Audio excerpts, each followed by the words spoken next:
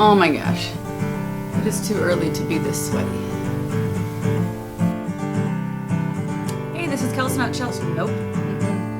Hey, this is Kelsey, and this is the vlog formerly known as Kelsey, not Chelsea, not live. But you know what? It's been a while. This is the vlog formerly known as Kelsey, not Chelsea, not live. A few months ago, I started up a new sort of branding thing where I sort of made an umbrella for all of my content of all different kinds called Semi Precious Life. And it's a podcast too. Well, sort of. There's only 3 episodes and it hasn't been updated since February. But those 3 episodes, really good.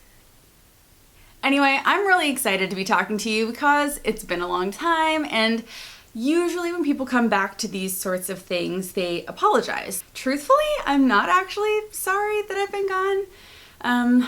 Life is weird and things change in ways that you can't expect all the time. And the time that I've been away from YouTube has been really important, life-changing stuff. I had a major surgery a year ago, and I don't know, like my priorities shifted a little bit. And I'm finally sort of back in the saddle, which is why I'm making this vlog today. I was working on a book for the last 3 years. I feel like I finally got that book done and ready and as good as it's going to be. And then my feeling about the project sort of changed. I feel like I actually finished the book, but my desire to go on submission and try to sell the book faded. It doesn't feel like the right time. It doesn't feel like what needs to be going on right now, so it isn't.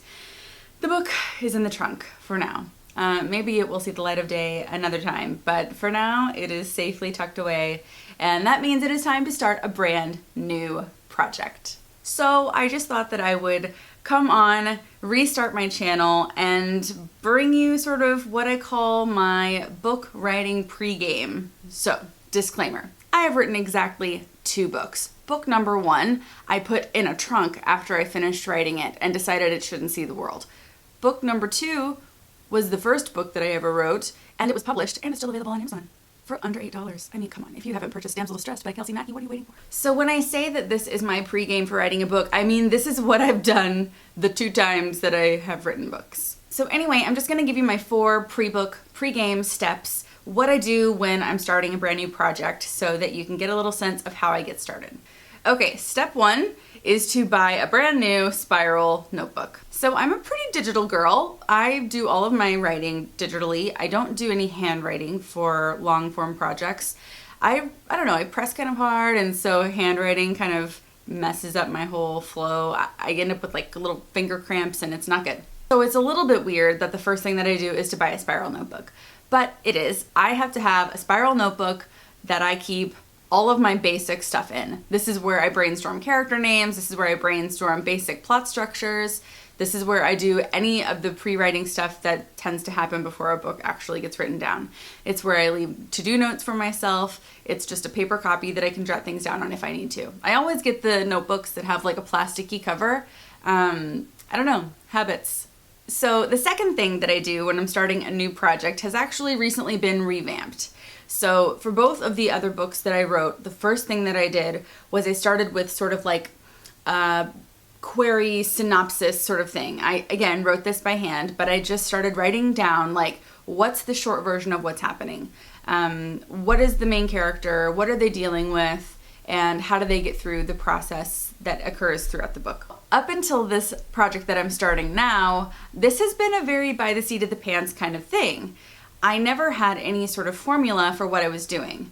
My absolutely incredible friend, who is a phenomenal, prolific, incredible writer, has an amazing resource where she essentially walks you through the process of pre-writing your query letter before you start writing the book. It makes absolute sense because if you have a banger query letter, it means that your book has all the stuff that books need to have.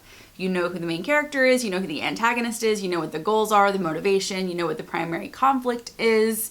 If all of that stuff is in place, it makes writing all the more easy. So this time, instead of just like willy-nilly writing a query that I like just made up off the top of my head, Annie actually helped me make sure that I had all the parts that a query letter should have, all those primary things that drive forward a plot, before I started writing the query letter. So, thanks Annie! If you do not know about how to write a query or what those parts are, please make sure that you go down into my description bar. Follow Annie everywhere. She writes for Lit Reactor and Writer Unboxed. She's an incredible resource. I'll also link to an article that she's published about this query writing process. So don't forget to check her out right there. The third thing that I do before I start writing a book is I set up all of my digital workflow. This means that I create a new Scrivener document. It means I set up all of my scraps. It means I set up all my folders for all the chapters. I set up all of the places where I think that things are going to go, all the parts, all the pieces.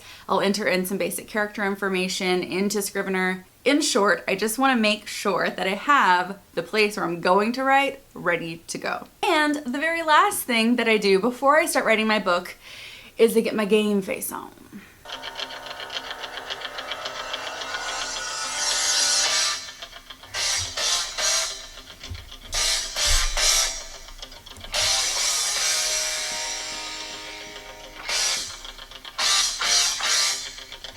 Mental preparation is so critical, especially when you are somebody like me who tends to get distracted by shiny things. Ooh, shiny.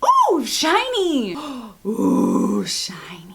I have to know when I'm going to write every day, and it does not mean that it can't change. It doesn't mean that I can't do extra, but I've got to have a game plan. I've got to have some serious time with myself where I talk myself up, I encourage myself, I remind myself that I can do this. That mental preparation also includes reaching out to my support group. It means that I'm definitely telling my husband, it's time, gonna start writing now. Well, anyway, it's not rocket science. I understand that none of this is earth-shattering, but it's also a part of my phase 4, Accountability, telling you that I'm starting a new project, getting pumped up, getting mentally prepared. This is the final step before I take the leap into drafting something brand new. I'm going to be using my channel hopefully to encourage me to get through this process and to be candid about the ups and downs, because there are downs. I know according to Twitter and Instagram everybody's got everything together, but just ask, Megan said it better than me. I'll link to her most recent vlog right down below. But the short version is everybody's just trying to get by. Everybody is just doing the very best that they can. Nobody's got it all figured out. And nobody thinks that this stuff is easy. It's always hard. It's always taxing in some way or another. So here I am, guys, getting started again. And I'm super excited to take you on that journey one more time as I try to get through the process of making cool stuff. So thanks for watching. As always, it's great to see you around. Give your girl a little love. You guys, I've missed you guys, and I look forward to seeing you again soon.